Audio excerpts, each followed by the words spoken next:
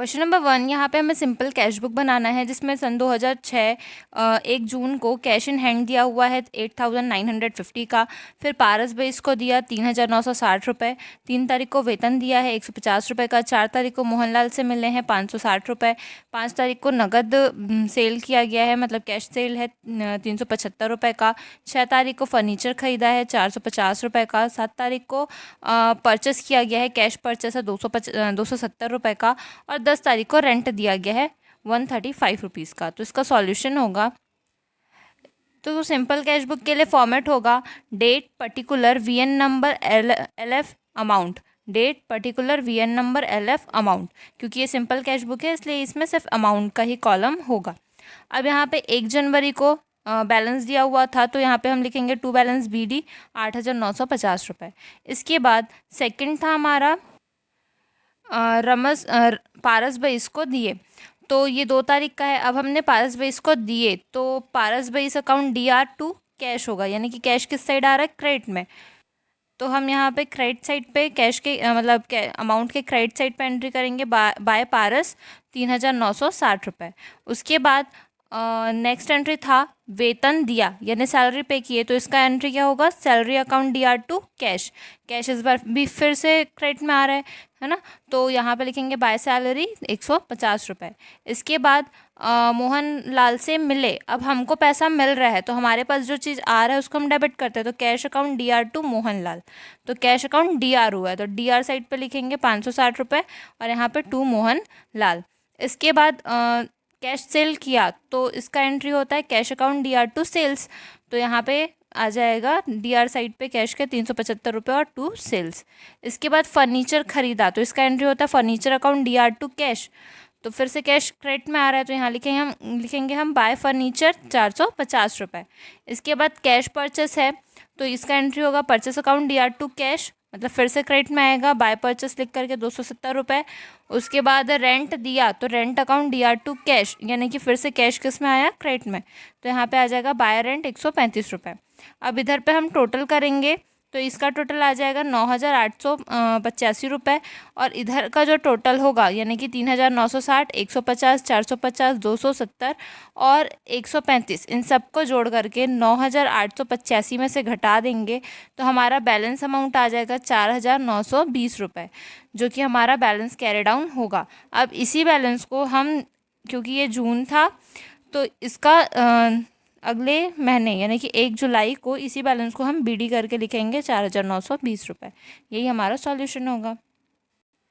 Question number 2, यहाँ पे हमें सिंपल कैश बुक बनाना है जिसमें 1 मार्च को ओपनिंग बैलेंस बता दिया है 10,000 रुपये। फिर 2 तारीख को बताया है कि अरुण से रिसीव हुआ 800 रुपये। फिर 6 तारीख को हमने कैश सेल किया है 400 रुपये का, अतुल को दिए हैं हमने 1,000 रुपये। फिर 10 तारीख को मजदूरी दिया है हमने 80 रुपये का, कार्यालय के लिए फर्नीचर खरीदा है 400 रुपये का। 20 तारीख को नगद क्रय किया है यानी परचेस किया है 1,000 रुपये का। फिर 25 तारीख को सैलरी पे किया है 100 रुपये, किराया दिया है 80 रुपये का, और रमेश से हमने माल ख़रीदा है 2,000 रुपये का। तो इसके लिए फॉर्मेट होगा, फॉर्मेट इसका होगा date particular VN number LF amount, date particular VN number LF amount. अब सबसे पहले तो हम बैलेंस कैरिड ब्रॉड डाउन लिख लेते हैं, जो कि 1 मार्च को दिया हुआ था 10,000 रुपये का। 2 मार्च को दिया हुआ था अरुण से प्राप्त हुआ 800 रुपये, तो इसका एंट्री होगा कैश अकाउंट DR2 अरुण, क्योंकि कैश हमारे पास आ रहा है तो इसलिए हम यहाँ पे कैश के DR साइड में 800 रुपये लिखेंगे, और ये हमको मिल किससे रहा है, अरुण से, इसलिए हमने यहाँ पे लिखा टू अरुण 2 तारीख को। इसके बाद फिर 6 तारीख को दिया हुआ है कैश सेल, जिसका एंट्री होगा कैश अकाउंट DR2 सेल्स, यानी कि ये कैश जो है वो DR में आ रहा है तो DR साइड पे हम लिखेंगे 2 सेल्स 400 रुपये। इसके बाद 8 तारीख का दिया हुआ है कि हमने अतुल को दिए हैं 1,000 रुपये, तो हमारे पास से पैसा तो जा रहा है और मिल किसको रहा है, अतुल को, तो जिसको मिलता है उसे हम डेबिट करते हैं। तो यहाँ पे होगा अतुल अकाउंट DR2 कैश, यानी कि कैश जो है वो क्रेडिट साइड में आ रहा है इसलिए हम क्रेडिट साइड पे एंट्री करेंगे बाय अतुल 1,000 रुपये।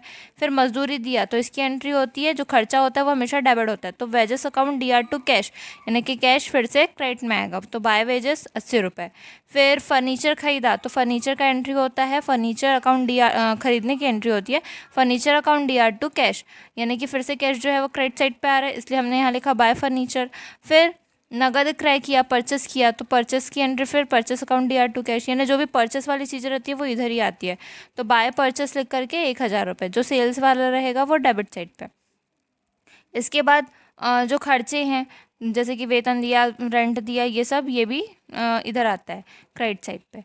तो यहाँ पे दिया हुआ है सैलरी पे किया, तो सैलरी अकाउंट DR2 कैश 100 रुपये है, तो इसमें भी कैश जो है वो क्रेडिट का में आ रहा है, इसलिए यहाँ पे हम लिखेंगे बाय सैलरी 1,000 रुपये। फिर किराया दिया, तो रेंट अकाउंट DR2 कैश, तो इसमें भी कैश जो है वो क्रेडिट में आ रहा है, इसलिए हम लिखेंगे बाय रेंट। फिर हमने रमेश से माल खरीदा।